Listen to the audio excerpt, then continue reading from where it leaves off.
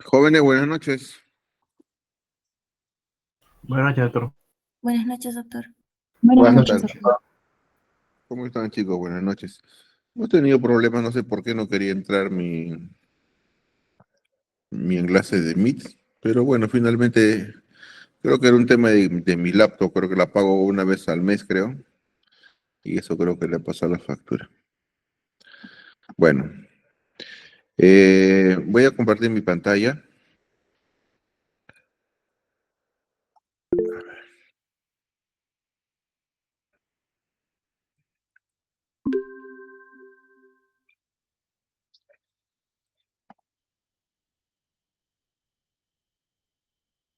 Compartir.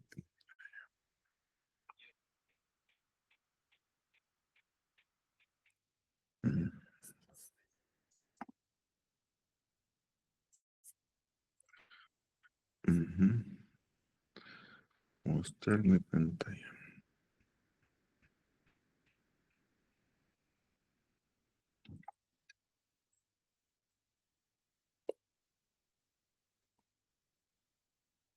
¿Ven mi pantalla? Sí, doctor. ¿Está así en pantalla infinita? No, no, así. No, no se ve en pantalla infinita. Es su escritorio. Ya. Bueno, chicos. A ver, están viendo mi diapositiva, ¿sí? Sistema conectado.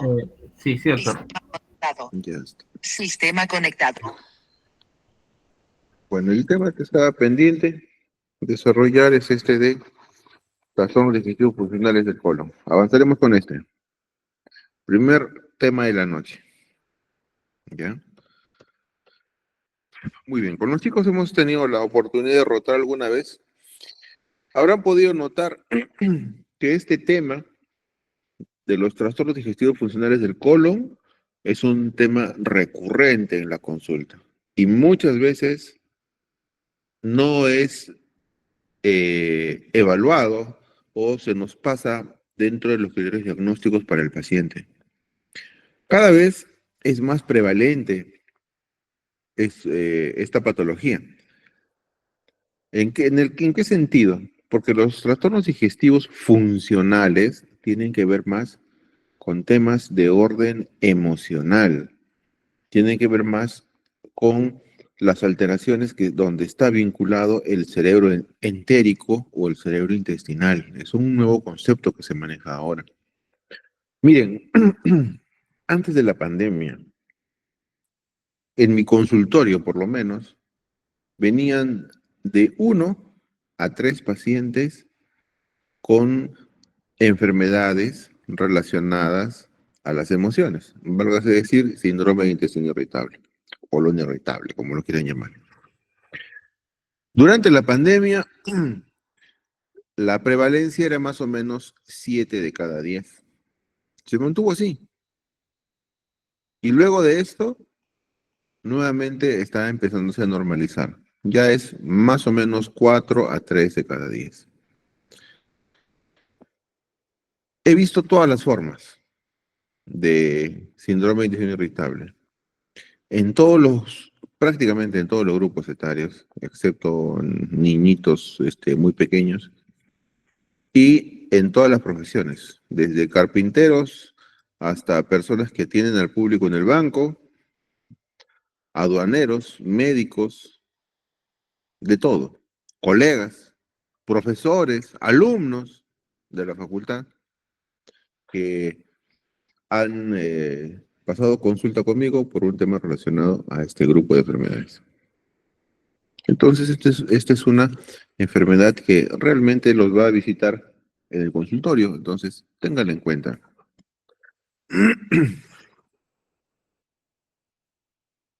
Estos trastornos, simplemente el signo principal es el dolor o signos que no se pudieran relacionar a alguna enfermedad. Vale decir, bueno, este es un dolor en hipocondrio derecho, pero que no se relaciona a la dieta, se relaciona a la tensión emocional, o es un dolor en la fosa ilíaca izquierda que no tiene que ver con el estreñimiento o es un balonamiento abdominal que genera un dolor en hipocondrios derecho, izquierdo, en fosa ilíaca derecha, izquierda, es un dolor abdominal difuso que tiene más prevalencia o la intensidad es más, presente en el hipocondrio derecho, izquierdo, justo en las zonas donde se angula el colon. Y ahora a esto que se puede uno, se puede decir, sumar o identificar como un signo importante, debemos de agregarle la capa de turbidez que nos da la poca comunicación del paciente, el nivel cultural del paciente, la mala interpretación de los síntomas del paciente. Démonos cuenta de que muchas veces los pacientes dicen, doctor, me arde la boca del estómago, y le dicen, muy bien señor, échese usted, señáleme usted dónde le arde, y le señalan que en realidad lo que le arde es el hipocondrio derecho. O dicen, doctor, me arde el estómago, y le dicen, señor, recuéstese, señáleme dónde le duele, y en realidad no le arde el estómago, sino le arde el mesogastrio o el hipogastrio. O incluso un paciente dice, doctor, tengo gastritis y quiero que usted me trate, y piensa que gastritis tiene que ver con gases y está lleno de flatos, completamente balonado, y piensa que es la gastritis. Incluso me ha tocado algunas veces ocasiones en las cuales vienen referencias de exalumnos míos de centros y puestos de salud por gastritis y era balonamiento abdominal. Entonces, espero no tener esa sorpresa con ustedes. Entonces, esta capa de turbidez, podríamos decir, diagnóstica, desarrollada por la poca cultura de la gente, la mala relación médico-paciente, la mala interpretación de los síntomas, ¿ya? Se ve aún más intensa, sobre todo en pacientes que son hipersensibles o que exageran la sintomatología, como las personas que sufren este tipo de síndromes. No hay alteraciones como dólico megacolon, como un síndrome herencial, no hay cáncer de colon, no hay colitis infecciosa, no hay nada, pero los pacientes tienen síntomas, tienen balonamiento, tienen estreñimiento, tienen dolor, así acuden. Entonces, cuando no hay nada, es un trastorno funcional simplemente. Aunque ustedes no lo crean, si nosotros separamos a todos ustedes en grupos y les decimos de grupos de 5 que definan qué cosa es el estreñimiento, cada grupo va a decir una definición distinta. Incluso dentro del grupo indicamos que definan qué es estreñimiento, cada una de las personas también lo dirá de manera distinta. Cada persona tiene su percepción de qué cosa es estreñimiento.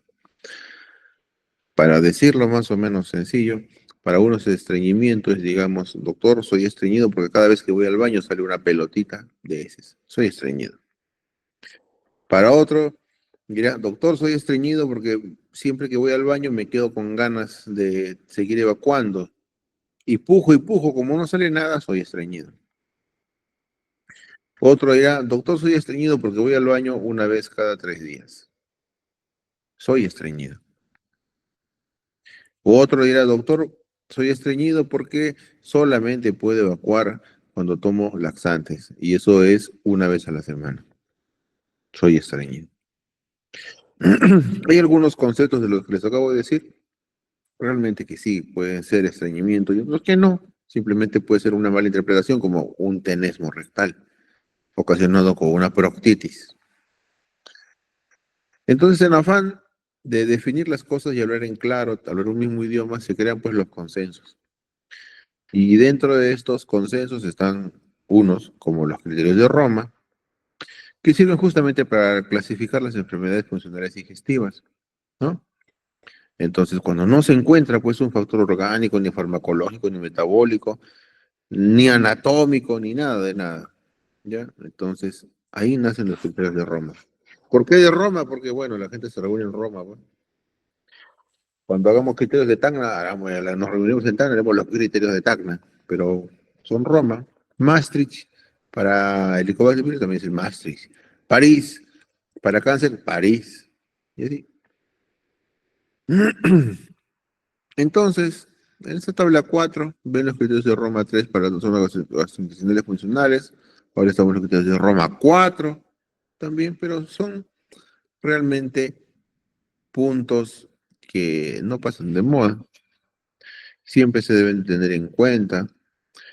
Miren, sobre todo, en la evaluación, nosotros vemos inclusive a los niños. Ahí está. Neonatos y lactantes, regurgitación del lactante, síndrome de rumiación, síndrome del vómito cíclico, cólico del infante, diarrea funcional, disquexia, constipación, todo esto.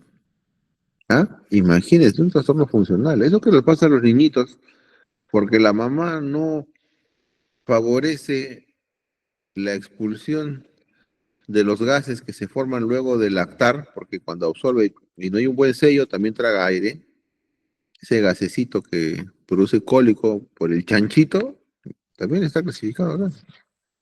Imagínense. Entonces, también tenemos lo que se llama el íleo. ¿Qué cosa es el íleo? El íleo es básicamente cuando el intestino interrumpe su tránsito. Disculpen ustedes. Uy, caray. Un momentito.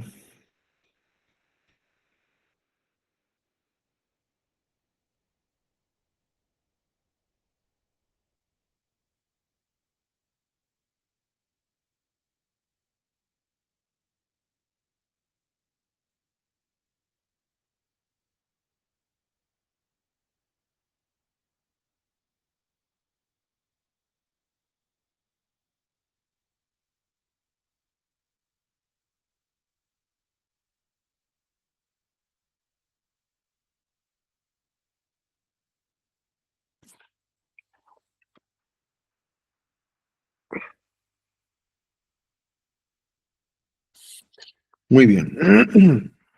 El hilio es una detención transitoria, ¿ya? Entonces, hay una inhibición de la propulsión gastrointestinal que se produce cuando no existe una obstrucción mecánica, ¿ya? Entonces, debemos de diferenciar un hilio de una obstrucción en realidad. El hilio es cuando el intestino simplemente está detenido. Y la obstrucción intestinal es cuando hay algo mecánico que, por ejemplo, una adherencia, un pliegue, una intususcepción intestinal que detiene el tránsito del intestino y promueve la acumulación de heces y gases. Esta acumulación aumenta tanto el volumen que si no se atiende adecuadamente por presión abdominal, disminuye la capacidad de tomar aire y la gente muchas veces, o el paciente, muere asfixiado. Otra forma es que se llene de toxinas propios de la existencia de un germen o de los gérmenes que están en la luz intestinal y esas toxinas intoxican el cuerpo y simplemente muere por una sepsis. Punto de partida abdominal.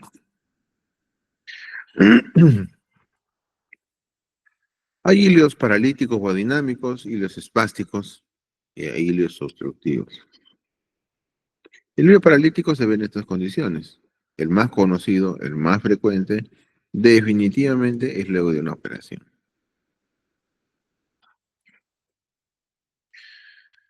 ¿Por qué? Porque, bueno, durante la operación se manipulan las asas, pues se toca las asas, el aire helado, se irrita porque se hace sutura, se anastomosa el intestino mientras está abierta la cavidad abdominal, el intestino no está cerrado y por ende la humedad propia de la cavidad abdominal no se tiene, se pierde humedad y se deseca el intestino, Por ende, al desecarse del intestino, la pared intestinal se deseca las arterias y venas que nutren y puede haber un tipo de necrosis. Los gases anestésicos también producen hilio. Los relajantes musculares, rocuronio, becuronio, todo eso que se utiliza para hacer una cirugía mayor, también puede producir hilio. Y las alteraciones metabólicas correspondientes, las peritonitis, la hipoxia, todo eso puede producir hilio. Y hay factores que favorecen el hilio. Miren, hay un montón de factores ahí. ¿Qué cosa es lo que más me llama la atención? Acá, ansiedad, el dolor, la hidratación perioperatoria excesiva, el infarto de miocardio, la inmovilidad. O sea, ¿qué cosa quiere decir? Que muchas veces problemas cardíacos pueden producir hilio. Y si hay hilio, hay balonamiento, puede haber dolor abdominal. El otro día tuve un paciente que parecía que tenía un infarto y realmente, pues, ¿no? Era un tema de una angina, ¿no? Que estaba produciendo o se traducía con un dolor a nivel abdominal. Es relativamente frecuente, ¿eh? Pero hay que pensarlo. ¿Qué más me llama la atención acá? Miren, antidepresivos, fármacos anestésicos, anticolinérgicos, opiáceos. Es muy frecuente que hay pacientes, por ejemplo, que son dependientes de los opiáceos por distintos tipos de dolores. Y el paciente que es usuario regular de opiáceos, como el tramadol, ¿no? Que no debería ser así, es un medicamento prácticamente de emergencia, finalmente termina siendo estreñido. O pacientes psiquiátricos que usan antidepresivos también se estreñen. Entonces, eso es lo que también debemos tener en cuenta a la hora de evaluar un estreñimiento.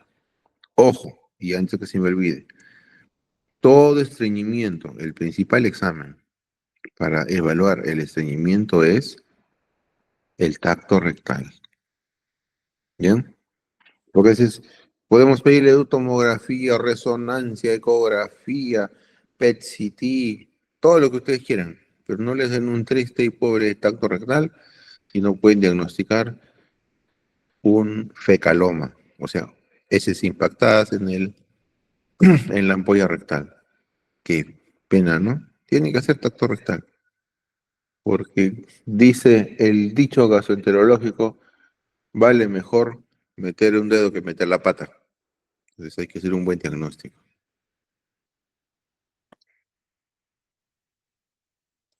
Entonces los síntomas de ilio, como es lógico, hay distensión abdominal, vómito, dolor, hipovolemia por secuestro, ¿no?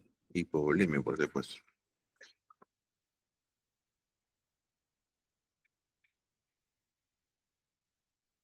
Miren, estos exámenes suena lógico, ¿no? Hay que pedir exámenes de hematología, ¿no? Hemograma, glucosa, creatinina, electrolitos, amilasa, radiografía de tórax, radiografía de abdomen. ¿Por qué? ¿Por qué amilasa? Porque el hilio también puede ser dado por una pancreatitis. El hilio también puede ser generado por una úlcera perforada, úlcera duodenal perforada. Una radiografía de abdomen de pie y de cúbito, sobre todo porque la perforación se traduce a través de un signo clínico que se puede determinar en una radiografía de pie con observación de la cúpula diafragmática, donde se ve una línea correspondiente a la presencia de gases a nivel abdominal. Qué interesante, ¿no? ¿Cómo se maneja? Hay que corregir la hidratación, se corrige la parte hidroelectrolítica, o sea, si hay una hipocalemia, una hipercalemia, todo ese tipo de cosas, ¿no? Hipocalcemia, hay que darle procinéticos, metoclopramida, domperidona, tremebutina, levosulpiride, cinitaprida. ¿Antibióticos? Sí. Si es ilio, ¿se opera o no se opera? No se opera. Si es Obstrucción, ahí sí se opera.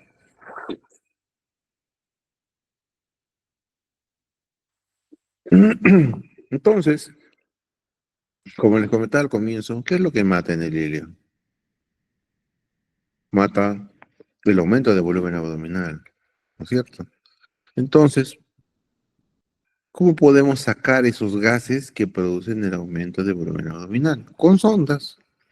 Para eso colocamos sonda nasogástrica y sonda rectal. Muchas veces eso es suficiente para descomprimir la cavidad abdominal. Ahí estamos. Trastornos funcionales intestinales, esófago, gastroduodenal, intestino delgado, bueno, también, allá. También existen trastornos funcionales del esfínter de Oddi, por si acaso. Existe la oditis, ¿ya? Entonces, ¿por qué? Porque muchas veces hay pacientes que tienen dolor abdominal y no encontramos nada. No hay, se puede decir, una explicación aparente y a veces se acompaña de elevación de bilirrubina o a veces se acompaña de elevación de fosfatasa alcalina. Y bueno, a veces no se acompaña de nada, solamente es un dolor relacionado a la ingesta de grasa. ¿De qué se trata? De un trastorno del esfínter de Oddi. Y a veces le hacemos tomografía, resonancia, perfil hepático, no encontramos nada, ninguna alteración importante. Pero el paciente le sigue doliendo cuando come. Entonces digo, bueno, si le duele después de comer, con irradiación en faja y todo, ¿eh? Dolor epigástrico con irradiación en faja postprandial. Y no hace hiperamilasemia. ¿Qué será, pues, no? A veces le hacemos colangioresonancia y encontramos una coledocolitiasis. A veces inclusive le hacemos colangioresonancia y no encontramos nada. O sea, tiene toda la clínica de un problema obstructivo a nivel biliar sin elevación de bilirrubinas, o sea, no se obstruye realmente, sin presencia de imagen sospechosa de cálculo mediante una colangioresonancia. Pero, ¿qué es lo que vale realmente? ¿Qué es lo que pesa? Lo que pesa es lo que dice el paciente. Y el paciente dice, doctor, cada vez que como me duele, maldita sea, hágame caso. Entonces hay que hacerle caso al paciente. Se le da opción, no se le encuentra nada, y el diagnóstico puede ser un tipo de oditis. Y se le hace una papiloesfinterotomía mediante CEPRE, y si el dolor calma, realmente, ajá, lo que tenía ese paciente era oditis. Pero para eso, pues hay que engatusar al paciente lo suficiente como para hacerle gastar el dinero en hacerle un procedimiento de este tipo. Pero no es necesario, es salvador, mejora mucho la calidad de la vida. Entonces, el síndrome de intestino irritable, según los criterios de Roma 4, es un trastorno intestinal caracterizado por dolor abdominal recurrente asociado con la defecación o con un cambio de la vida intestinal, ya sea diarrea, estreñimiento o alternancia de ambos, así como hinchazón o distensión abdominal. Los síntomas deben ocurrir al menos 6 meses antes del diagnóstico y estar presentes durante los últimos 3 meses. Ese es el diagnóstico diferencial. Miren, hay de todo. Colitis microscópica, intolerancia a la lactosa, sobrecrecimiento bacteriano, síndrome de mala absorción, enfermedad celíaca, esclerosis tropical, insuficiencia pancreática, pseudoobstrucción intestinal, tumores endocrinos, como el gastrinoma, lipoma, de todo. Pero ¿qué es lo que más nos interesa descartar? Y lo que siempre el paciente que sufre de un trastorno digestivo funcional, no sé por qué, tiene temor, es que solicita el despistaje de cáncer de colon. No sé, hasta mejora. Le dice, señor, te he hecho la colonoscopia y ya no tienes nada. Y ahí en ese momento, ya sí, pues ya se me pasó el dolor. Se les pasó el dolor. Entonces, continuemos con los criterios diagnósticos. Cuando el dolor abdominal es recurrente, que es el síntoma más predominante en este caso, al menos un día por semana, en promedio, los últimos 3 meses, asociados con 2 o más de los siguientes criterios.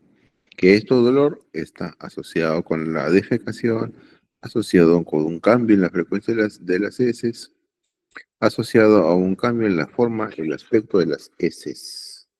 Entonces, para esto nace la escala de Bristol. Y ya está. Podemos ver distintos tipos de golosinas, de ticos, monstruos, ¿no? Todo tipo de formas de chocolate que hay. Entonces, en base a eso, nosotros podemos determinar qué tan duras son las heces. ¿Mm?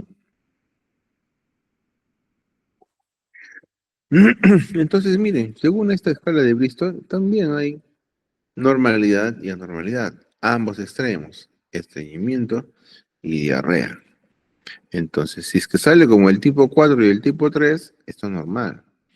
Pero si es como el tipo 2, es estreñimiento. Uno igual. 5, 6 y 7, igual, diarrea, son estos tres síntomas. Entonces, el síndrome de intestino irritable básicamente tiene dos grupos de síntomas principales. Uno es cuando predomina el estreñimiento. Entonces,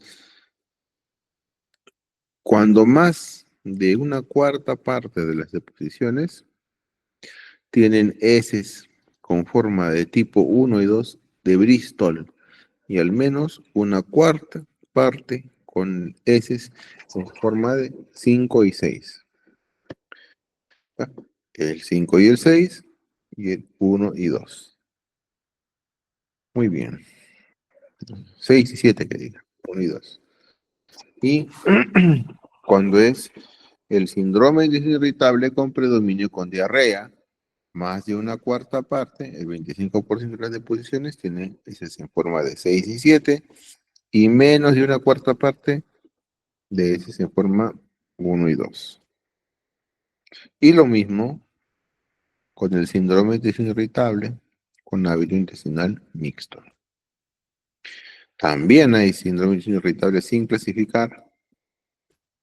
En cuanto al tratamiento, en definitiva, una dieta baja en gluten y FODMAP ayuda bastante. Miren, la verdad que mucha gente es intolerante al gluten, ¿ah? Mucha gente. Y ni siquiera sabe. No necesariamente tenemos que ser celíacos, ¿no? Un paciente celíaco tiene alteraciones bioquímicas, inclusive a nivel del hígado.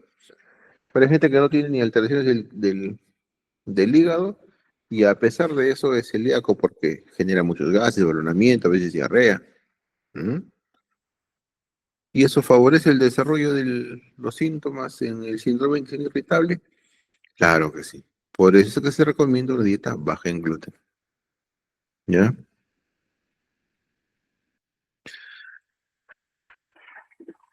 Dentro del tratamiento también otras moléculas, ¿no? Como la loperamida, la colestiramina, la rifaximina, los antagonistas ven 5 hidroxi, ahí no me acuerdo, como el alocentrón, el ondacentrón. Aquí faltan también algunas sustancias como los concentrados de esencia de menta, que también funcionan muy bien. ¿Ya? Entonces, ¿qué más ayuda?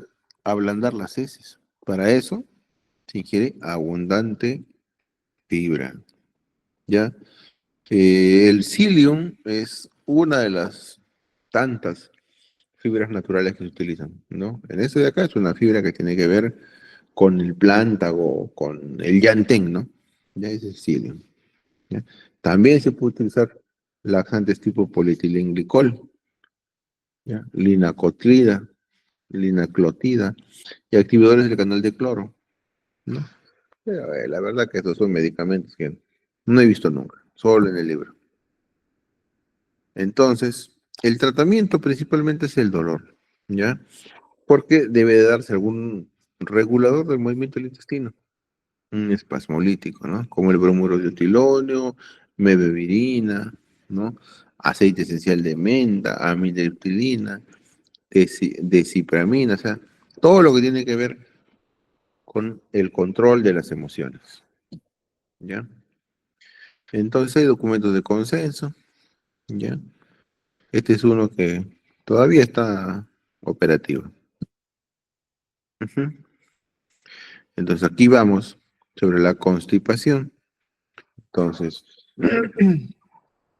una causa frecuente de consulta justamente es la constipación, que está prevalente entre el 2 y el 27% de la población. La misma puede ser primaria, secundaria o derivado a patologías médicas, ¿no? Y su fisiopatología es multifactorial. Existen pacientes con tránsito colónico normal, con tránsito colónico prolongado o con alteraciones defecatorias. Se define como una alteración basada en síntomas caracterizadas fundamentalmente de una disminución del número de deposiciones, considerando como normal una frecuencia entre 3 deposiciones por día hasta 3 deposiciones por semana. Miren ese margen, ¿ya? Entonces, conceptualmente se divide en primaria o idiopática y secundaria a distintas condiciones médicas o al uso de medicamentos. Para ello, estamos hablando de un estreñimiento secundario, como el que es dado por los analgésicos, anticolinérgicos, antidepresivos, antipsicóticos, antipersonianos, antipalmódicos, etc., etc. Y hay alteraciones metabólicas que pueden producir estreñimiento, como la diabetes, el hipotiroidismo, la hipercalcemia, la porfiria, y alteraciones neurológicas centrales, como el Parkinson, accidentes cerebrovasculares, esclerosis múltiples, trauma medular. ¿Mm? Hay lesiones colónicas, como estenosis obstructivas intraluminales, tumores, Crohn, colitis, alteraciones neuromusculares, como esclerosis sistémica, amiloidosis, distrofia miotónica. Muy bien. Preguntas, chicos.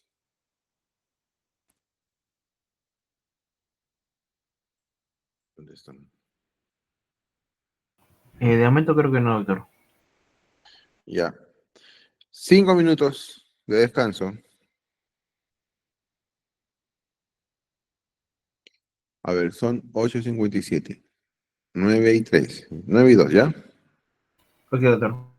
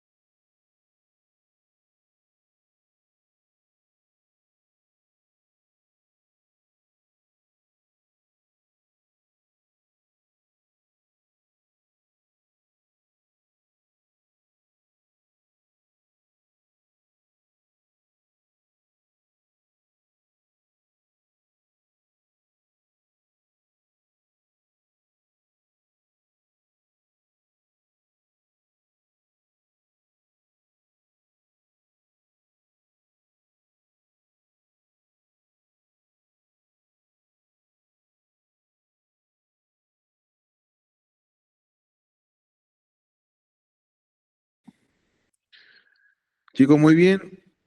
Empezamos entonces el último tema de la noche. A ver, por favor, quisiera confirmar que me están escuchando. Marco Polo, ¿estás ahí? Sí, sí, doctor, sí se escucha fuerte y claro. Ya, muy bien. Voy a compartir mi pantalla.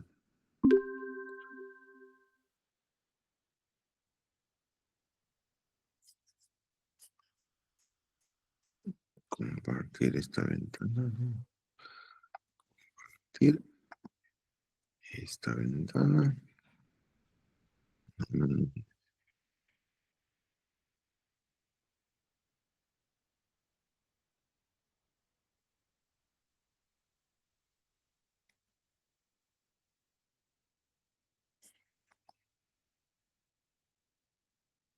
¿Ven mi pantalla? Sí se ve el mensaje que dice estás presentando al convertir Mm, toda la mm, pantalla de ventana del navegador. mm. Vamos a ver otro intento. Ya, ahora sí.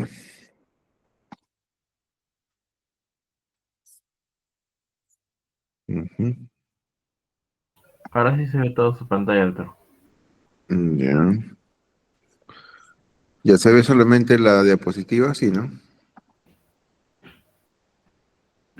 Sí, doctor. Ahora sí, doctor, solo la diapositiva. Ya, muy bien. Miren, en realidad estos temas son bien amplios, ¿ya? Hay muchos factores que entran a tallar en estos temas. Muchos factores. Genéticos, que están involucrados, autoinmunes, hábitos, ¿ya? Vamos a hablar para que entiendan el esquema, básicamente, y luego de eso de profundizar. Inclusive nos están pidiendo que hagamos las preguntas según el libro base que para este curso es el Harrison. Ya. Entonces, si nos ponemos a hacer las diapositivas según el Harrison, cada clase dura 3 horas, pues, ¿no?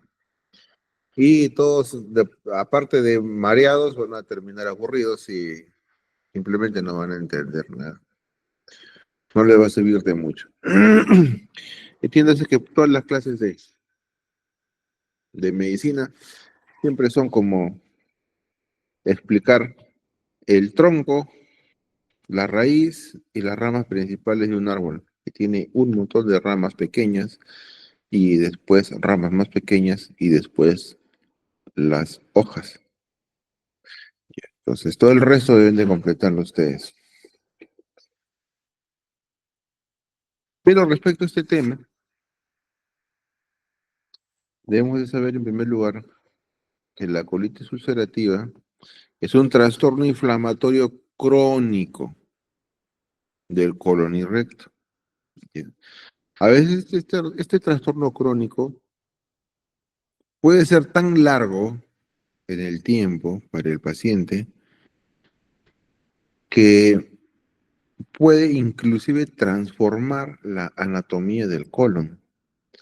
Existe una pérdida de la austración natural del colon. Básicamente, el colon se tuneliza, o sea, se vuelve como un tubo recto por efectos de la inflamación crónica del mismo. ¿Ya?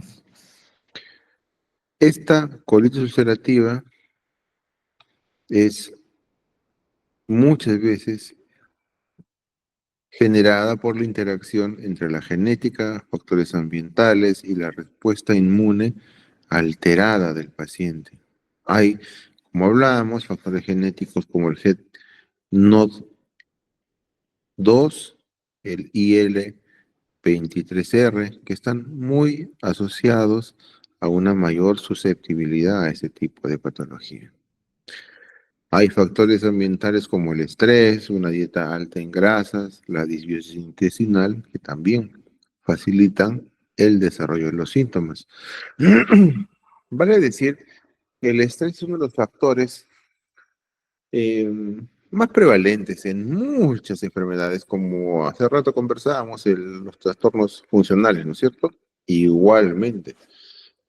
¿Quién no ha escuchado, bueno, se ha infartado luego de un colerón, ¿no? De un periodo de estrés, ¿no? Le ha sido infiel y luego de esta mujer que le pasó, que se dio cuenta que el esposo le era infiel, la señora le dio diabetes. Ujú. ¿Qué tendría que ver? Aparentemente nada, ¿no? Pero sí pasa, pues. ¿Y por qué pasa?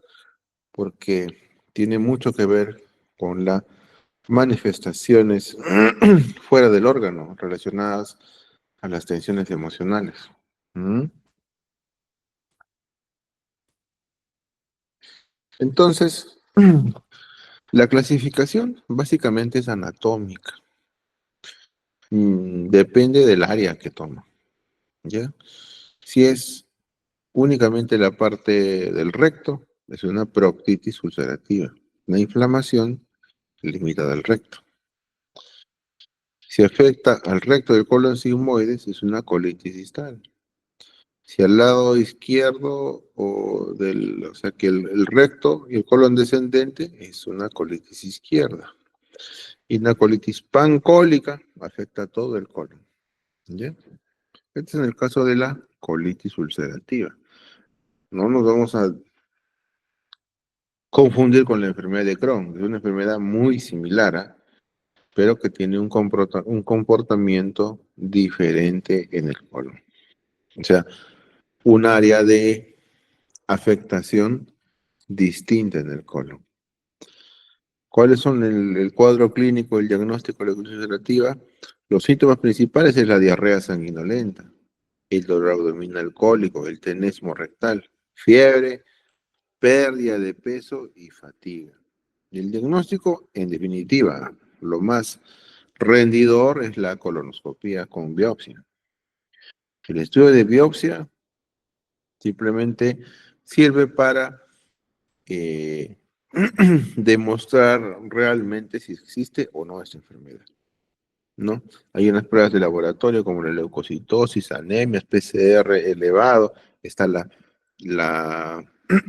calprotectina fecal, ¿no? Que es una sustancia que se logra dosar o determinar su presencia en las heces. Es altamente sensitiva para las enfermedades inflamatorias del colon. Y, por supuesto, los criterios de Roma 4 también están válidos para su diagnóstico. ¿Cómo se trata esto? Con antiinflamatorios, pues, antiinflamatorios intestinales, como los 5 aminosalicilatos, como la sulfasalacina, incluso otros como esteroides, inmunosupresores como la cetioprina, los biológicos como infliximab, ¿ya? Hay otro aminosalicilato antiguo, que no es la mesalacina, es la sulfasalacina, ¿no? La mesalacina es más moderna, lo más antiguo es la sulfasalacina, ¿ya?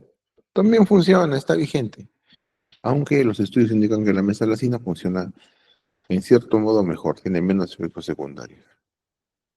Y en el caso de la cirugía, en algunos casos graves, por ejemplo, cuando hay sangrado, el tratamiento es en base a resección de la zona, como una colectomía en casos graves, ¿no? También existe el megacolon tóxico.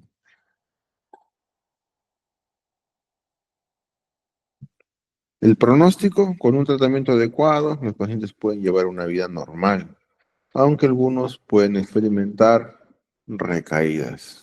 ¿Ya? Obviamente, estas recaídas son secundarias a infecciones, a alteraciones a nivel de la tensión emocional.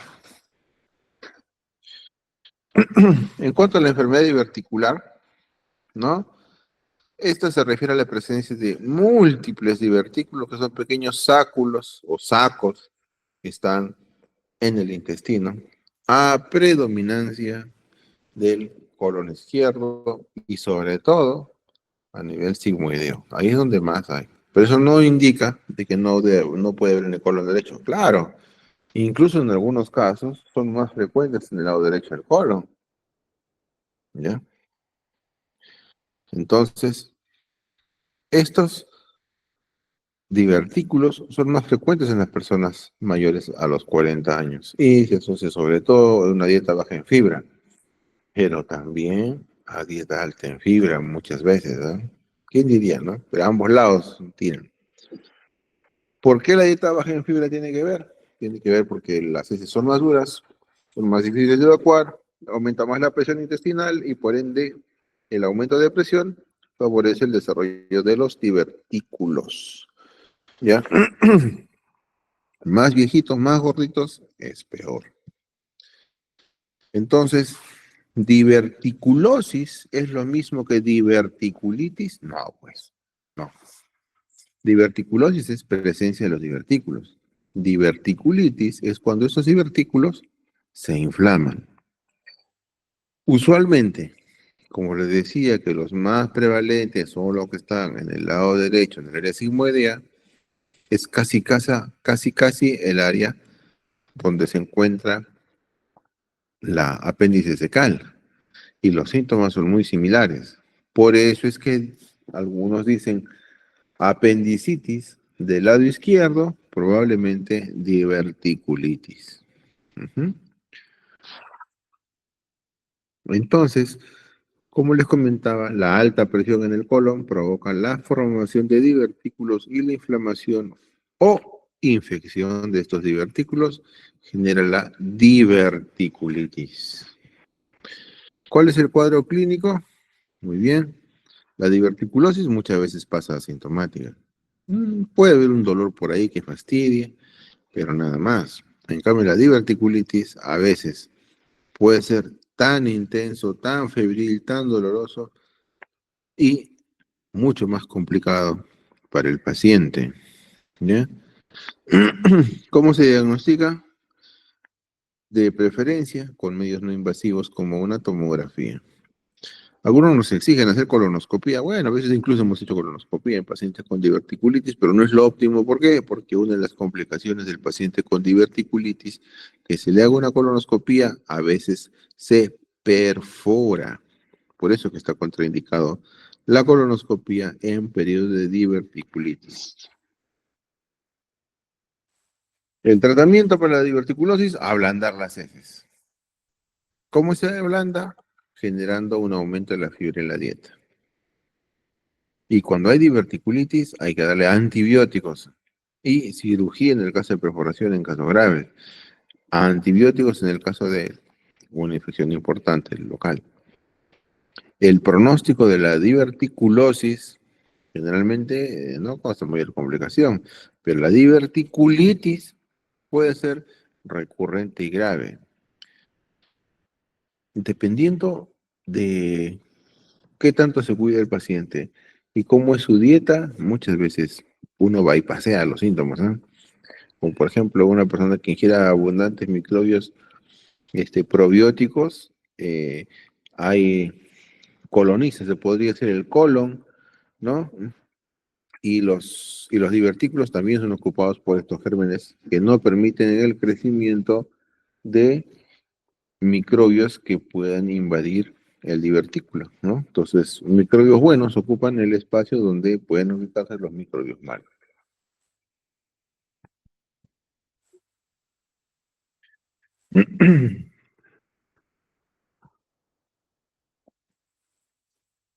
Hablemos ahora de la poliposis colónica, ¿no? La poliposis colónica es la presencia de múltiples pólipos a nivel del colon, tal como suena, ¿ya? Tiene que ver también con factores genéticos, ¿ya? Aunque la gran mayoría es de orden asintomático, algunas veces pueden producir sangrado rectal eh, o si no, cambio en los hábitos intestinales, ¿no? El diagnóstico, usualmente mediante forma endoscópica por una colonoscopía, podemos detectar y retirarlos, ¿no? Hacer polipectomías endoscópicas. El estudio que se realiza de la muestra anatómica es importante, sobre todo si se trata de una neoplasia. Nos da muchos síntomas. El tipo de neoplasia, hasta hasta qué área está invadida, todo eso, ¿no?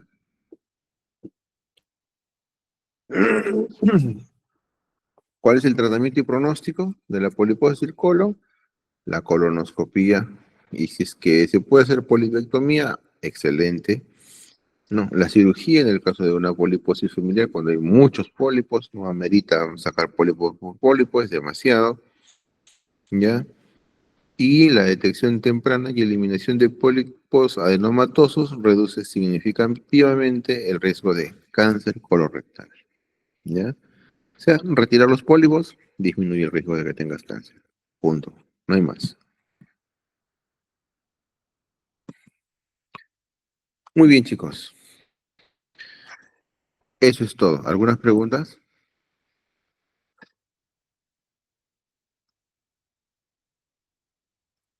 Creo que no, doctor. Ya, muy bien. Muy bien. Les voy a tratar de pasar algo más de contenido, para que lean al respecto. Ya, por favor, las preguntas van a ser en gran parte de lo que se ha dado.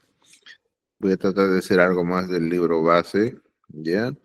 Pero básicamente son, que tienen que ver estas exposiciones que hemos dado, ¿ya? No son cosas muy complejas, son cosas muy sencillas, muy poco que profundizar. Entonces, espero que respondan bien. Entonces está muy fácil. Mañana nos vemos entonces para